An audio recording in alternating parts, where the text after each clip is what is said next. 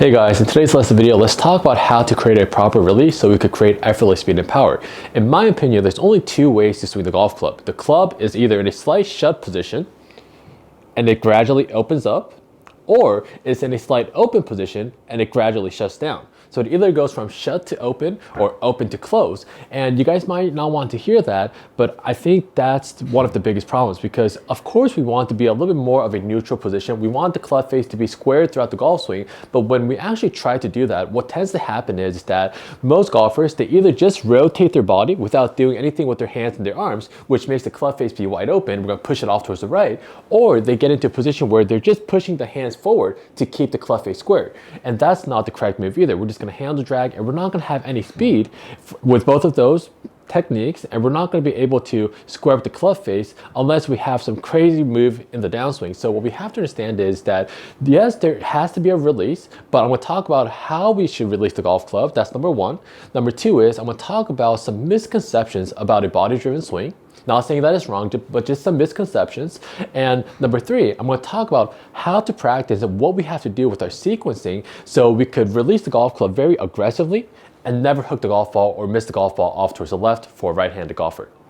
So let's talk about the proper release. So there's different styles of swings, but every single good golfer gets into this position. So from the top of their backswing to around halfway down, you can see that the back of my left hand and my club head is facing forward. We want from this position, we want to release the golf club. All the release is getting the club from the right side of your body to the left side of your body. And when we do this, whether you're a Dustin Johnson, whether you're a Tiger Woods, whoever you are, whatever type of swing you have, every single good golfer, what happens is that the back of your left hand, the back of your lead hand, and the club head rotates over to the other side of your body. So from this position, at around halfway, the club head and the back of my left hand is facing back behind. The back of my left hand is facing forward in my backswing, and then now, if I release the golf club, the back of my left hand is facing behind. Now, from this view, the amount of cupped wrist that we have, or the straight lead wrist that we have, is different from every single individual depending on what type of grip that you have in your address position. But the back of your left hand should be rotated over to the other side behind your body. And this is same for every single golfer. And up until this point, most people will have a slightly cupped wrist, and that's perfectly fine because we're releasing the club towards the other side. Now from that position, what I don't like is that I don't like the fact when some coaches say that the club face has to be square and they think that this is flipping. Of course, if we do something crazy like this is a flip, but it's only a flip if we don't add our body rotation. If I just do this, it's a flip, but if I rotate my body with it, is it a flip? That's a different story. I don't think so. But another thing is that we don't have to use that much, but we still have to rotate our forearms over to the other side. So the one move that I don't like is, like, for example, like a Mike Austin or like a David Duval or like a Mike Malaska. What they do is that they tend to get the club face to kind of go this way because they say that's keeping it square and we're just rotating. But from this position, the thing that I don't like is that the club face is kind of pointing up towards the sky, and the left knuckles are also pointing up towards the sky. What I like to do is I like to get my left knuckles to kind of go down towards the ground, in this fashion right here, down towards the ground, and so I could get forward shaft lean and deal off the face. I never want knuckles of my lead fist or my club face to face up towards the sky in any fashion. But the thing that I hate about that is that it makes sense. I think that's where all the golfers kind of get into the trap, because if I tell you guys, keep this club face square forever and we'll hit it straight, use your big muscles, it makes sense.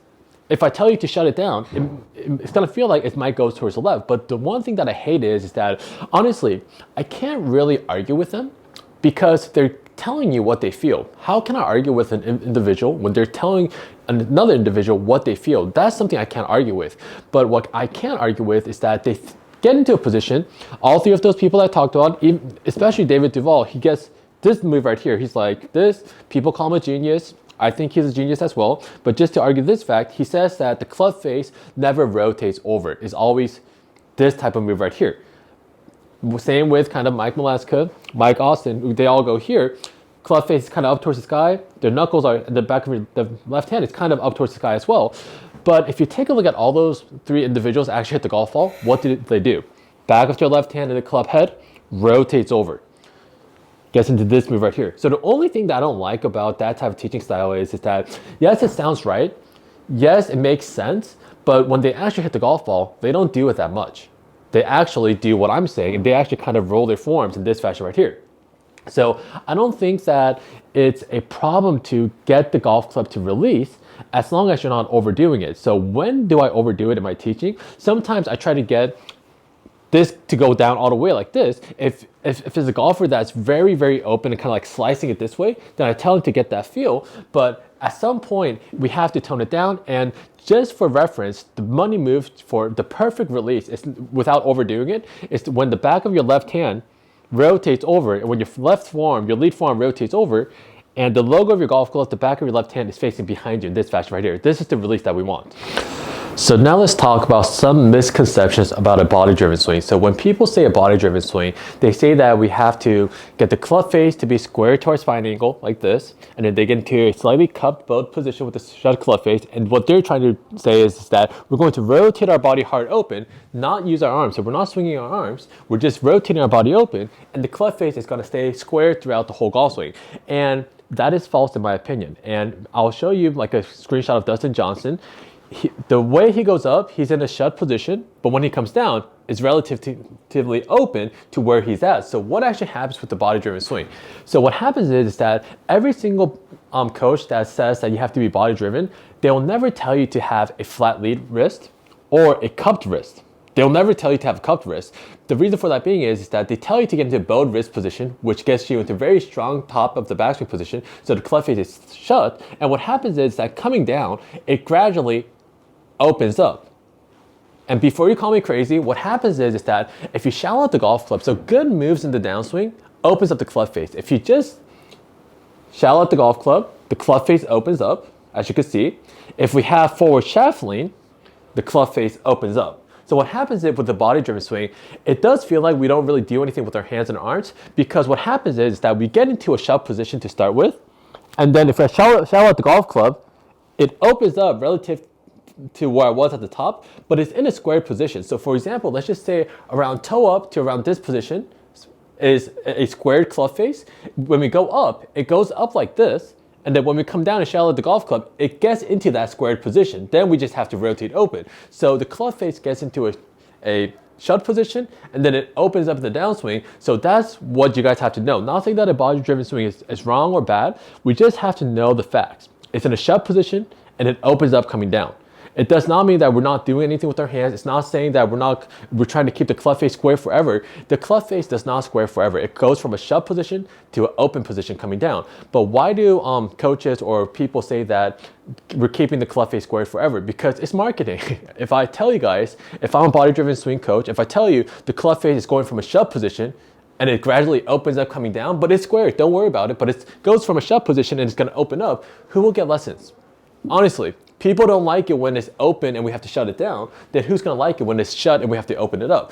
But let's talk about from this position what type of swing that I personally like. So a swing that I like is using your body and your arms at the same time. So if I have like a kettlebell right here, I like to use my body and my arms at the same time. So a good way to think about that is without getting too overcomplicated. If I need to swing this kettlebell and throw this kettlebell towards this target over here, what I would do is I would go body, arm, body, arm, body, arm, body, arm. So I'm using my body, creating momentum with my body first. I'm doing body, throwing the club, body, throwing the club. That's the sequence that I like. So I like to have a body-driven swing and an arm-driven swing at the same time. But what happens is that when I go to the top of my backswing, and then when I come down, I'm leading with my lower body, and then I get the back of my left hand and the club head to turn over towards the other side and release, just kind of like a baseball swing. This is the type of swing that I like. So I like to not be too much extreme with a body-driven swing. I'm not an arm-driven swing either. I like to use both my body and my arms at the same time, and I think that's the best way to swing the club. So let's talk about how to release the golf club and never miss the golf ball off towards the left. So we're never gonna hook the golf ball. So how to aggressively release the golf club and never hook the golf ball. The first miss that I see for most people is that they don't hit a snap hook, like they don't push it off towards the right and it comes back. They hit a pull hook. So what happens is that from top of their backswing, their arms, they don't leave it with their lower body. Their arms and the club doesn't fall down. They keep their arms high and they spin open first. They rotate open, and then they get their left hand and the club head to turn over. Then it's a big pull hook miss off towards the left. So they rotate first, and then they release crashing down. So that's the first biggest miss. And the second miss that I see is that most people who can't get the golf ball to go straight, from this position in the downswing, they get closer towards the golf ball, they early extend, and their handle gets higher. So it's either a big block push off towards the right, or if they try to save it from here and get that release with the high handle, they're gonna hook it and get that snap hook that we all really hate. So what we have to understand is that the first part is the correct sequence. We have to go body, arms, body, arms, and I guarantee you we'll never hook the golf ball from that position. So what we want to do is we want to rotate our body, fold and hinge and cock, shift our weight into our lead side, and then from this position, the back of my left hand and the club head is going to rotate over towards the left side of my body. So what we have to do is we're going to go body, arms, body, arms. And if you get that sequence alone, the hook miss will kind of go away. If you're a golfer that goes like this first and then comes crashing down. So the second part is, if we get a little bit more detailed, if we get all of our weight into our lead side first, and then release the golf club, I guarantee you we'll never hook the golf ball. So one more time, top of your backswing, shift all your weight into your lead side first, and then if you release the golf club, I guarantee you we'll never hook the golf ball from there. Now, from that position, the third thing we have to feel is that while you're getting your weight into your lead side, so when we get our weight into our lead side, if you feel like your chest goes down like around an inch and gets down towards the ground, then from this position, I guarantee you, how much you release the golf club, you could get into that crazy flip position if you want. Well, you don't have to get there. You just have to get the back of your left hand to rotate over. But even if you release the golf club as much as you want from there, once you get your weight into your lead side and get your chest to lower down a little bit, you can rotate the club as much as you want and release the golf club as much as you want. The golf ball will never hook. It's when we go up and out of our posture and get the handle high, that's when the problem occurs. So how do you feel that? So when you go to the top of your backswing, the weight shift should feel like, if I have a wall right here, it should just feel like I'm just kind of pushing off of the wall. So it should feel like my left tip is on the inside part of my left foot right here. It should feel like my left tip goes on top of my left foot. That's the weight shift. My whole body, not just this, my whole body is just pushing away from the wall. And from the side view, my right hip should feel like it stays behind my left hip, and I pushing away from the wall. How much? Until I get, from the face on golf swing, my left hip on top of my left foot. That's how much we have to shift our weight. And when you're shifting our weight into our lead side, while we're doing that, if I could get my chest to lower down a little bit, like around like an inch feel-wise, then from that position, if I go top of my backswing, here, and then from this position, if I come out of my posture when I try to release it, that's a hook as well. Get into your lead side, shift all your weight into your left foot, and then if you get your chest down, and then from this position, if you keep your posture here and get the back of your left hand and the club head to rotate over, I guarantee you it's going to be a good strike, and we're never going to hook the golf ball ever again. So it's more of a sequencing issue, and it's more of keeping your posture down, and it's not us releasing it less or releasing it more, holding it off. It's nothing like that. So I would agree that if you're just trying to time this, it's very difficult. What we have to time up is the proper sequence. When we have to release is kind of what we have to time up. So we have to wait until we shift our weight into our lead side, go down into the ground with our chest, and from this position, now when it's time for us to actually release the golf club, you could just release it as much as possible. So it's not a timing issue of how much we have to turn this over. It's when we should start, and when you do start, you're going to do 100% of it. So hopefully you guys like the lesson video. Hopefully it helps out. And if you guys like the content, please like and subscribe. And for in-person or online lessons, I'll leave all the information in the description below. Thanks, guys.